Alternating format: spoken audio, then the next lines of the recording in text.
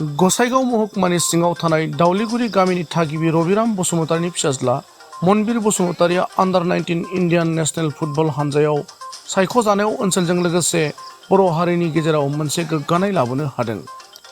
दावलिगुरि गामिनि गंसे गोरिब नखराव जोनोम मोननाय मनबिर बसुमतारिया उन्दैनिफ्रायनो जोलुर गेलेनो मोजां मोनोमोन।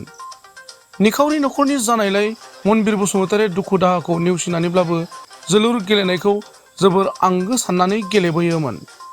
बेबायदिनो दिनै मनबिर बसुमतारिया सासे जाफुंसार जोलुर गेलेगिरि महरै under-19 इन्डियान नेशनेल फुटबल हानजायाव सायख'जाबाय। बिथांनि बेफोरबायदि जाफुंसारनायाव UPPL दोलोनि दैदेनगिरि बिथांमोना मनबिर बसुमतारिजों लोगोसे बिथांनि नखरनि सुबुंफोरखौ मान बावहैनानै एसे रांनि मदद होफैयो।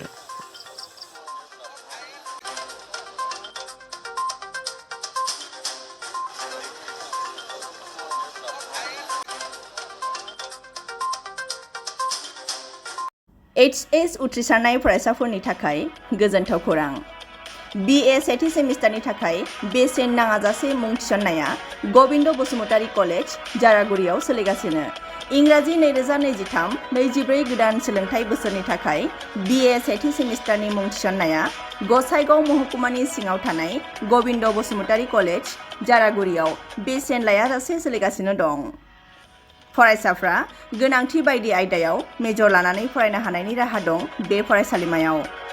गुन गोनां फोरोंगिरिफोरनि जोहै सोलोंथाइ होनायजों लोगोसे फरायसालिमानि गोनां जानाय राहा आरो बेसेन लायाजासे स्पकेन इंलिश, सेल्फ डिफेन्स आरो बेसिक कम्पिउटार फोरोंथाइ होनायनिबो खाबु दं। बेसेन नाङाजासे मुं थिसननो थाखाय 970226807878 एबा 7002271 आरो 7002131 754 जानबुं नाम्बाराव सुलाद लाहरनो हागोन।